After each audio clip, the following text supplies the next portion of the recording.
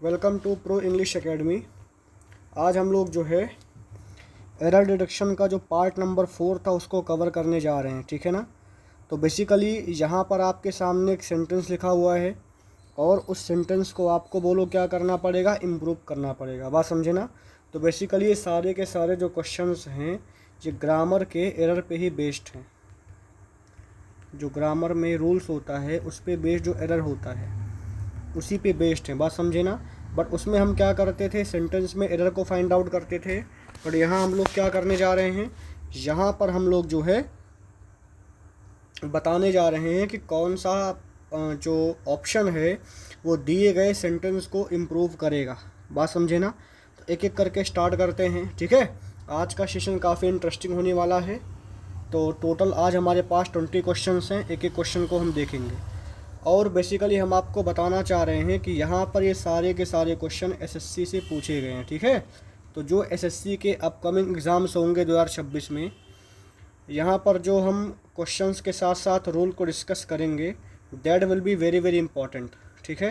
तो स्टार्ट करते हैं आज हम क्वेश्चन नंबर 1 से बिना देरी किए।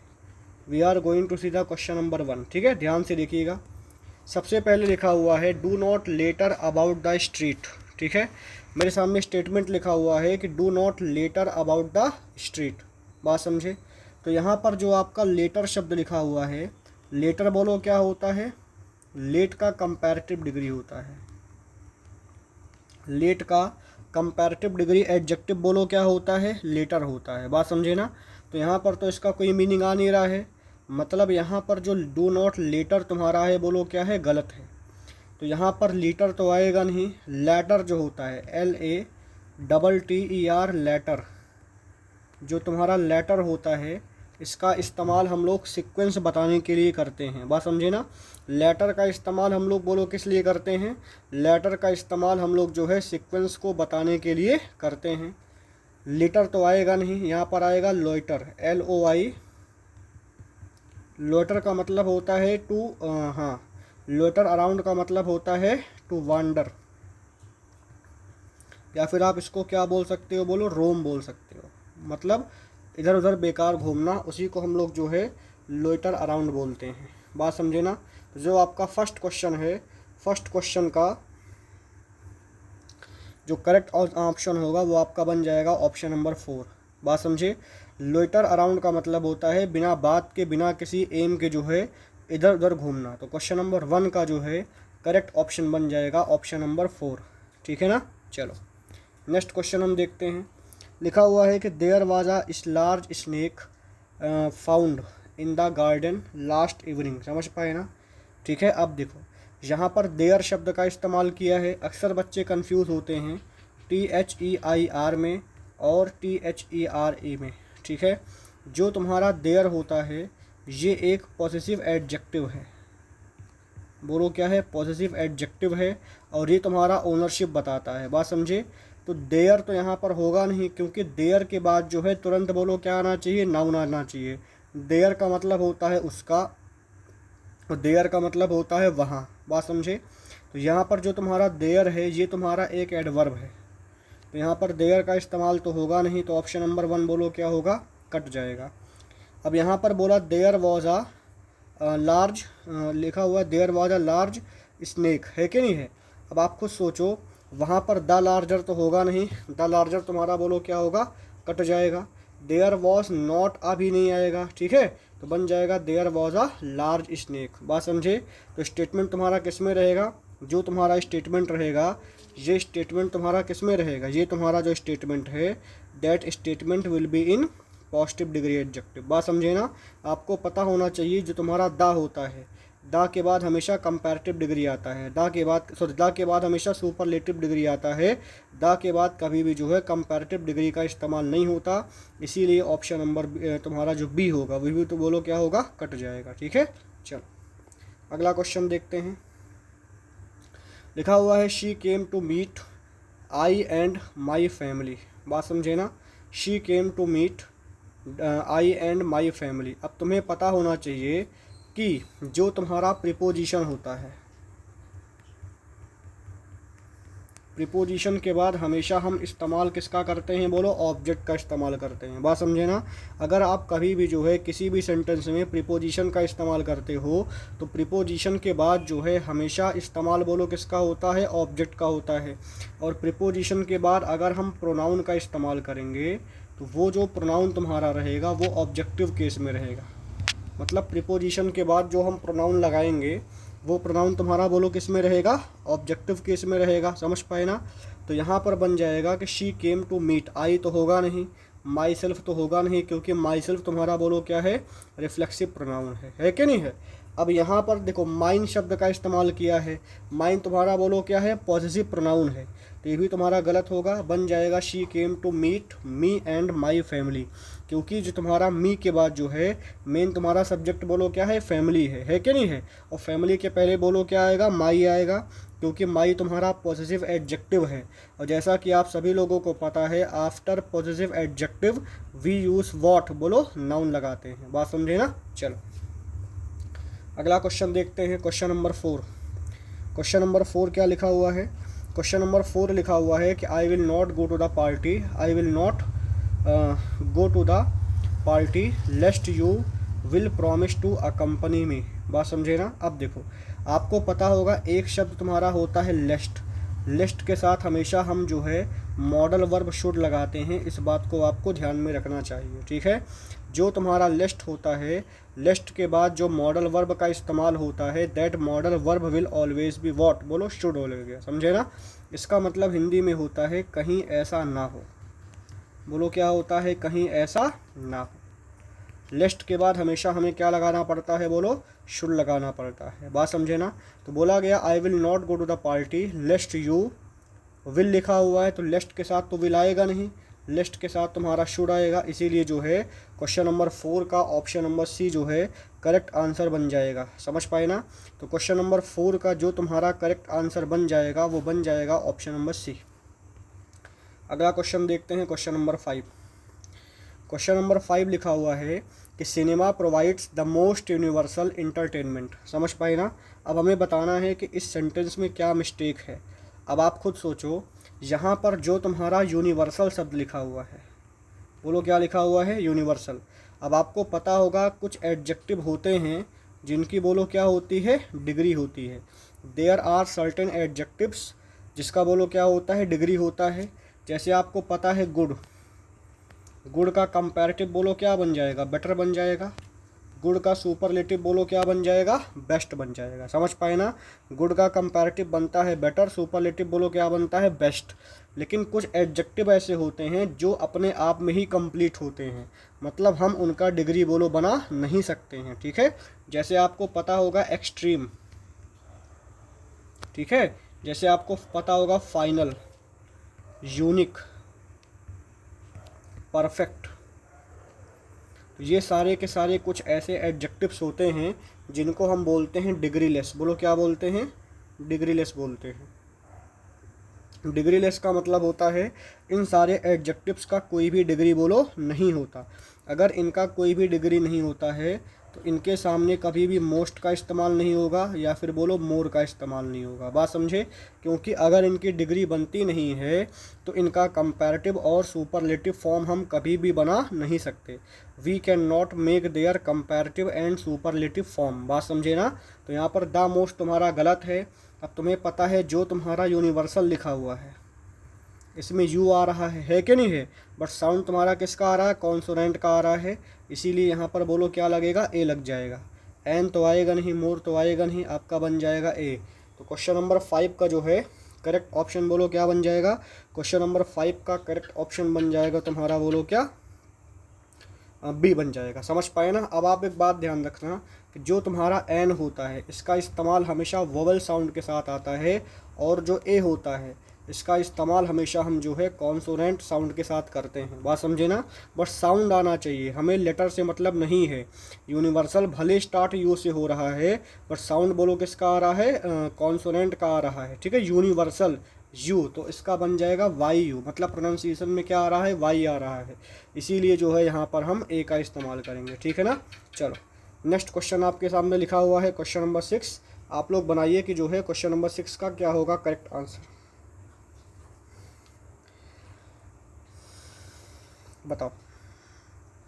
क्वेश्चन नंबर 6, ये तुम्हारा एसएससी सीजीएल में पूछा गया था 10 सितंबर 2024। ठीक है, आप देख पा रहे होगे सारे के सारे एग्जाम सारे जो सारे क्वेश्चंस हैं ये सारे के सारे पीवाईक्यू बेस्ड है। बात समझे ना, इसमें देखो ईयर भी लिखा हुआ है तो आप कंफ्यूज भी नहीं होगे। ठीक है, देखो क्वेश्चन नंबर 6 लिखा हुआ है कि beyond skills experience and training companies search for applicants who display excitement those they believe share carry out allocated responsibilities cheerfully and cooperatively. बात समझे, जो तुम्हारा ब्रैकेट में लिखा हुआ है कैरी आउट एलोकेटेड रिस्पॉन्सिबिलिटीज़, इसको हमें क्या करना है बोलो, रिप्लेस करना है। बात समझे ना।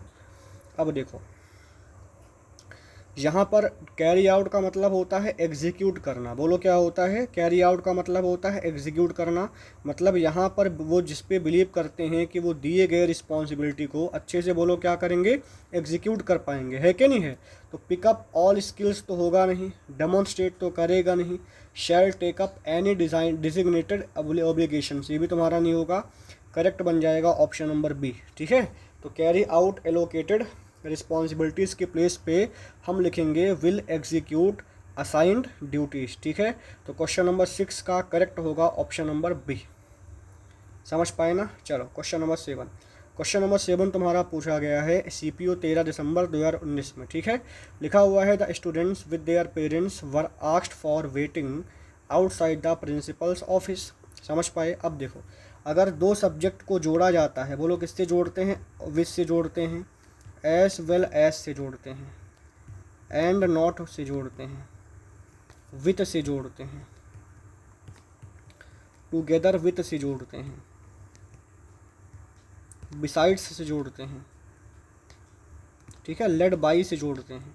मतलब दिए गए जो हम वर्ड्स आपके सामने लिख रहे हैं, अगर हम दो स्टेटमेंट को आपस में जो है इन सब से जोड़ेंगे, ठीक है, तो याद करना कि जो वर्ब होगा वो हमेशा फर्स्ट वाले सब्जेक्ट के साथ बोलो क्या करेगा, एग्री करेगा। ठीक है, यहाँ पर जो वर्ब होगा, वर्ब एग्रीज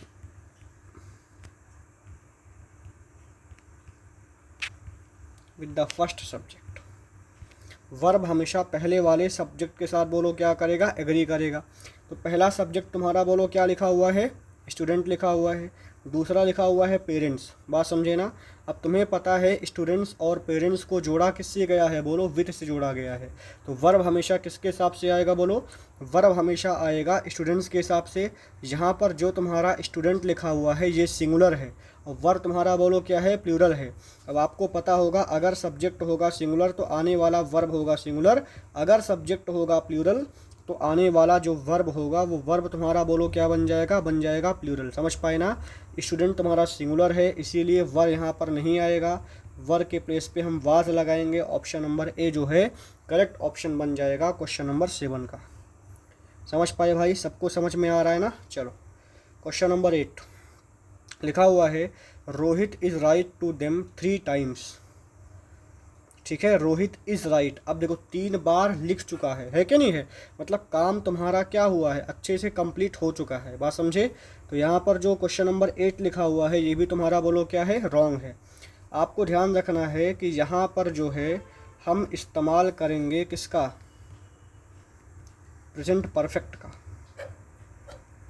प्रेजेंट परफेक्ट का इस्तेमाल हम वहाँ करते हैं जहाँ पर काम तुम्हारा प्रेजेंट में पूरी तरीके से कंप्लीट हो चुका है, या फिर तुम्हारा काम कंप्लीट कब हुआ, बोलो पास्ट में, उसका इफेक्ट बोलो कब है, बोलो प्रेजेंट में। यहाँ पर इज़ लिखा हुआ है, इसका इस्तेमाल हम सिंपल प्रेजेंट में करते हैं तो गलत है कि नहीं है।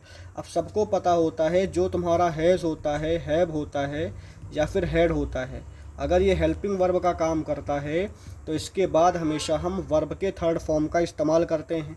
हैड के बाद तो वर्ब का फर्स्ट फॉर्म आया है, वास तो आएगा नहीं, तो ऑप्शन नंबर बी बन जाएगा। आप देखो जो एग्ज़ाम के सवाल पूछे गए हैं इनमें जो ऑप्शन है वो भी ऐसे सेट किया गया है कि आप जो है ऑप्शन एलिमिनेशन से क्वेश्चन को आसानी से सॉल्व कर सकते हैं। बात समझे ना। चलो क्वेश्चन नंबर 9, क्वेश्चन नंबर 9 लिखा हुआ है कि I have been living in this country since last several years but have never experienced any discrimination. ठीक है ना। अब देखो यहाँ पर सिंस लास्ट सेवरल ईयर्स लिखा हुआ है, यहाँ पर तुम्हारा मिस्टेक है। तुम्हें पता होना चाहिए जो तुम्हारा सिंस होता है इसका इस्तेमाल हम लोग करते हैं बोलो किसके लिए, पॉइंट ऑफ टाइम के लिए। और जो तुम्हारा फॉर होता है, फॉर का इस्तेमाल किसके लिए करते हैं बोलो, पीरियड ऑफ टाइम के लिए करते हैं, बात समझे ना। सिंस का इस्तेमाल हम लोग करते हैं पॉइंट ऑफ टाइम के लिए, फॉर का इस्तेमाल बोलो किसके लिए करते हैं, पीरियड ऑफ टाइम के लिए। तो तुम्हारा जो सेवरल ईयर्स लिखा हुआ है ये तुम्हारा कोई भी पॉइंट ऑफ टाइम तो है नहीं, ये बोलो क्या है, पीरियड ऑफ टाइम है, इसीलिए जो है यहाँ पर फॉर का इस्तेमाल करेंगे। तो option number B C D cut जाएगा, option number A will be the correct answer of this question, बात समझे ना। चलो अगला क्वेश्चन देखते हैं, क्वेश्चन नंबर 10। क्वेश्चन नंबर 10 लिखा हुआ है कि do you know where does she reside, लिखा हुआ है do you know where does she reside, ठीक है। ये आपका CGL 2024 में पूछा गया है क्वेश्चन, आप इसको बताइए कि इसका जो है करेक्ट आंसर क्या होगा, ठीक है, कैसे आप इसको जो है रिप्लेस कर सकते हो। अब मेरी बात सुनो, यहाँ पर जो आपका लिखा हुआ है कि do you know where does she reside, मेरे पास टोटल 4 ऑप्शन है, बात समझे ना। अच्छा, अगर मेरे पास जो है अगर यहाँ पर जो है आपका स्टेटमेंट जो लिखा हुआ है यहाँ पर आपको इसको ठीक करना है। तो लिखा हुआ है वेयर डस शी रिसाइड्स लिखा हुआ है। अब आपको पता होना चाहिए कि जो डू होता है और डज होता है और डिड होता है, अगर ये हेल्पिंग वर्ब का काम करते हैं तो इनके बाद हमेशा वर्ब का फर्स्ट फॉर्म आता है या फिर बेस फॉर्म आता है, बात समझे ना। जो डू होता है, डज होता है, डिड होता है, जहाँ पर ये हेल्पिंग वर्ब का काम करते हैं इनके बाद हमेशा वर्ब का हम पहला फॉर्म लगाते हैं। तो डस के बाद तो रिसाइड्स होगा नहीं, है कि नहीं है। अब शी तुम्हारा बोलो क्या है, सिंगुलर है, तो शी के साथ आने वाला वर्ब बोलो क्या होगा, सिंगुलर ही तो होगा ना। शी के साथ आने वाला वर्ब बोलो क्या होगा, सिंगुलर होगा। तो ये भी गलत हो गया, ये भी गलत हो गया। अब देखो यहाँ पर डू लगा हुआ है, जबकि शी के लिए बोलो क्या आएगा, डस आएगा, इसीलिए यहाँ पर जो है वेयर शी रिसाइड्स आपका जो है करेक्ट आंसर बन जाएगा, ठीक है। तो क्वेश्चन नंबर जो तुम्हारा 10 होगा इसका क्या बन जाएगा बोलो, ऑप्शन नंबर सी बन जाएगा। समझ पाए ना। देखो ऑप्शन एलिमिनेशन से ही क्वेश्चन को सॉल्व करना हमें सीखना है, ठीक है। अगर आप ऑप्शन एलिमिनेशन का इस्तेमाल नहीं करोगे तो पक्का आपका सवाल एग्ज़ाम में गलत हो ही जाएगा। अगला लिखा हुआ है the ghats in Banaras were very crowded but we were able to watch the Ganga aarti clearly, बात समझे ना। आप लोग बताइए कि दिए गए क्वेश्चन में जो है क्या मिस्टेक है, बताओ।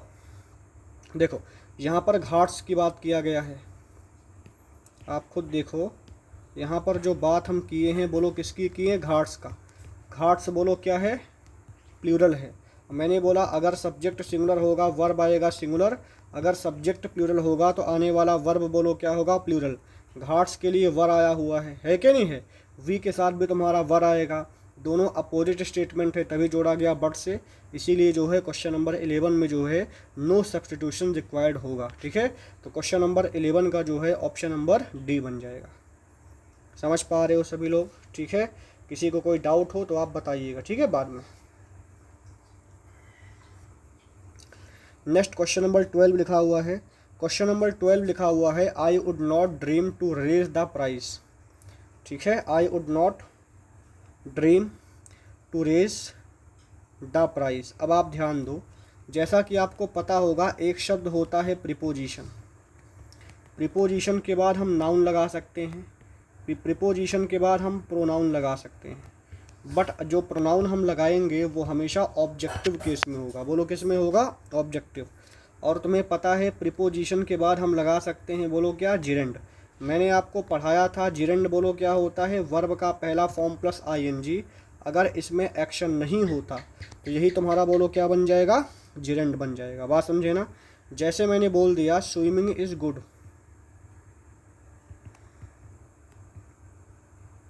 जैसे मैंने बोला है कि स्विमिंग इज़ गुड। अब तुम्हें पता है स्विमिंग यहाँ पर क्या है, वर्ब का पहला फॉर्म प्लस आईएनजी है कि नहीं है। क्या स्विमिंग में कोई स्विम कर रहा है, ऐसा तो नहीं है। मतलब स्विमिंग तुम्हारा वर्ब का पहला फॉर्म प्लस आईएनजी है, बट इसमें तो कोई एक्शन हो नहीं रहा है कि नहीं है। तो यहाँ पर एक्शन नहीं हो रहा है, तो ये तुम्हारा इक्विवेलेंट बोलो किसके है, नाउन के। और इसी को हम लोग बोलो क्या बोलेंगे, जिरेंड बोलेंगे, बात समझे ना। तो तुम्हें पता होगा जो तुम्हारा ड्रीम शब्द होता है, ड्रीम के बाद बोलो क्या आता है, ऑफ आता है। ड्रीम के साथ प्रीपोजिशन बोलो क्या आता है, ऑफ आता है। और ऑफ तुम्हारा अगर प्रीपोजिशन है तो इसके बाद आएगा वर्ब का पहला फॉर्म प्लस आईएनजी, जो कि तुम्हारा बन जाएगा, बोलो क्या बन जाएगा, जिरेंड बन जाएगा। बात समझे ना। तो यहाँ पर टू तो आएगा नहीं, ऑफ आएगा, बन जाएगा आई would not dream of raising the price. समझ पा रहे हो ना, कोई दिक्कत तो नहीं है। देखो जो लोग बिगिनर हैं उनको थोड़ा डिफ़िकल्टी होगी, ये तुम्हारा प्रैक्टिस सेशन जो है, जो बच्चे पढ़ चुके हैं उनके लिए है। बात समझे। बाकी जो लोग बिगिनर है, पढ़ रहे हैं, तो आप क्वेश्चन पे ध्यान ना देते हुए जो है आप रिवाइज कर सकते हैं। ठीक है, चलो नेक्स्ट क्वेश्चन देखते हैं। क्वेश्चन नंबर 13 लिखा हुआ है, to tell others secret information only for enjoyment is not a good practice. ठीक है, ये सवाल पूछा गया CGL 10 सितंबर 2024 शिफ्ट नंबर 1 में। ठीक है ना, चलो अब यहाँ पर देखो सवाल तुम्हारा पूछा गया किसका, बोलो सेंटेंस इम्प्रूवमेंट का, बट इसमें जो है इडियम का इस्तेमाल किया गया। बात समझे ना। यहाँ पर जो ब्रैकेट में लिखा हुआ है टेल अदर्स सीक्रेट इन्फॉर्मेशन, इसका मतलब क्या हो जाएगा कि किसी जो सीक्रेट है उसको रिवील कर देना है कि नहीं है। तो स्पिल द वर्ड्स नहीं होता, आपका बनता है spill the beans. Spill the beans तुम्हारा एक इडियम है जिसका मतलब होता है किसी सीक्रेट इन्फॉर्मेशन को बोलो क्या कर देना, रिवील कर देना। तो क्वेश्चन नंबर 13 का जो है ऑप्शन नंबर 4 तुम्हारा करेक्ट बन जाएगा। समझ पाए ना। चलो क्वेश्चन नंबर 13 का जो है ऑप्शन नंबर 4 बन जाएगा। यहाँ पर आप देखोगे क्वेश्चन नंबर 14 में क्वेश्चन नंबर 13 रिपीट हुआ है, इसको हम छोड़ करके क्वेश्चन नंबर 15 को सॉल्व करेंगे। ठीक है, चलो लिखा हुआ है, at his wits end he decided to return to his parents as he was unable to cope up with the stress of adjusting at a new place. ठीक है, अब देखो, अब आपको जो है यहाँ पर बताना है कि कौन सा यहाँ पर जो है आपका ऑप्शन बनेगा। पहला लिखा हुआ है टेकिंग ऑल नोट्स, उसके बाद after thinking, not knowing what to do, deciding after contemplation. Contemplation का मतलब होता है एंटीसिपेशन, इसका मतलब होता है किसी चीज़ के बारे में अच्छे से सोचना। बात समझे। और एट हिज विट्स एंड जो लिखा हुआ है इसका मतलब क्या होता है, इसका मतलब होता है कन्फ्यूज्ड हो जाना, मतलब इनडेसिसिव हो जाना, किसी चीज़ को डिसाइड बोलो ना कर पाना। समझ पाए ना। तो आप देखो taking all notes, after thinking और डिसाइडिंग आफ्टर कंटम्पलेशन, इन तीनों का मतलब तो सेम ही है, इसीलिए बन जाएगा ऑप्शन नंबर सी। ठीक है, ऑप्शन नंबर सी बन जाएगा, not knowing what to do. बात समझे ना। इसीलिए जो है क्वेश्चन नंबर 15 का ऑप्शन नंबर बन जाएगा सी। ठीक है, तो आपको इडियम भी याद होना चाहिए, क्योंकि इडियम अभी डायरेक्ट ना पूछ करके सेंटेंस के माध्यम से एग्ज़ाम में पूछा जा रहा है। समझ पाए सभी लोग ना। चलो अगला क्वेश्चन लिखा हुआ है, professor Singh is not in the office today, I ask you try call him tomorrow. ठीक है,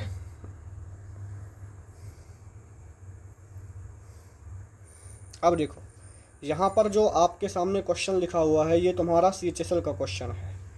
ठीक है, अब देखो पहली बात यहाँ पर जो बोला है professor Singh is not in the office today, मतलब यहाँ पर जो तुम्हारा टेंस है वो किस में है, बोलो प्रेजेंट में है। और मैं तुमसे पूछ रहा हूँ, मैं तुम्हें बता रहा हूँ कि उनको जो है कल कॉल कर लेना, मतलब ये भी तुम्हारा प्रेजेंट में हो रहा है, तो आस्क तो तुम्हारा होगा नहीं, कट जाएगा। I am suggesting you calling, कोई मतलब नहीं आ रहा है, क्योंकि यू के बाद तुरंत वर्ब का पहला फॉर्म प्लस ING नहीं आता है।